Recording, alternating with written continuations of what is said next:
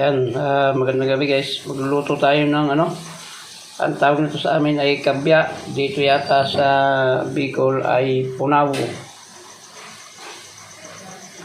Iluluto natin yun. Gigisa natin guys sa luya. Parang lutong tinola. Yan siya guys. Yan.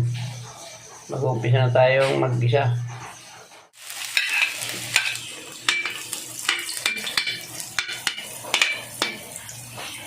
Ayan guys, ating gigisa na.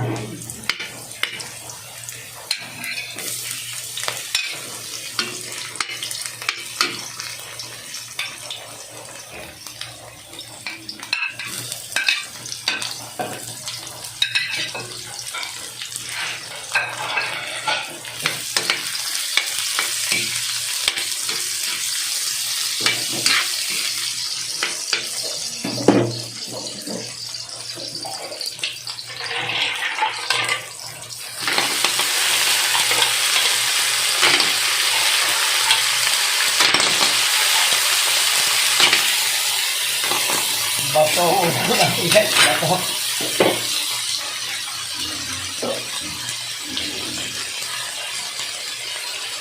Nalagyan natin ng patis.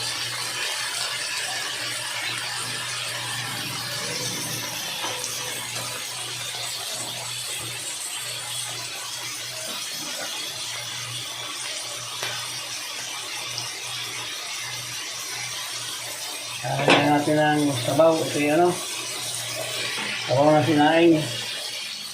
Lagyan natin ng sabaw. Sabaw lang naman ang masarap dito. Yes, lagyan natin ng paminta. At siyempre, ang betchin. Yan, papakuloyin mo natin bago natin lagay yung yung sili. Guys, sabayin na natin itong ating walang gayat sili para pagkulo niya yari na yan. Gawa ng mabilis lang naman itong maluto. Yan, diragdagan ko yung sabaw talaga para makahigop tayo tilang araw ng tilang araw ng walang sabaw ang ulam. Yan, pagkulo niya guys, tatakpang ko lang pagkulo niya ay okay na yan. Uy, malapit na guys, kumukulo-kulo na. Ayan, shoutout po sa inyo lahat. Pasensya na po kayo. Super busy po tayo kaya wala tayong upload. Yung mga naka-upload dyan, mga vlog lang ng yan.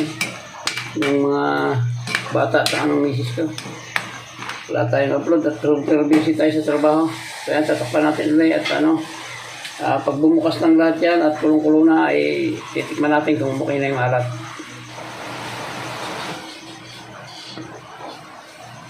Ayan guys, isa-isa lang nagbubukahan. Hindi naman ito pwedeng ma-overcook dahil wala nang matitira dito, lilit na lilit. So, tulog guys, ayan, titikman natin yung sabaw kung tama na yung alat. Ayan, okay na guys. Sarap talaga yung sabaw nito.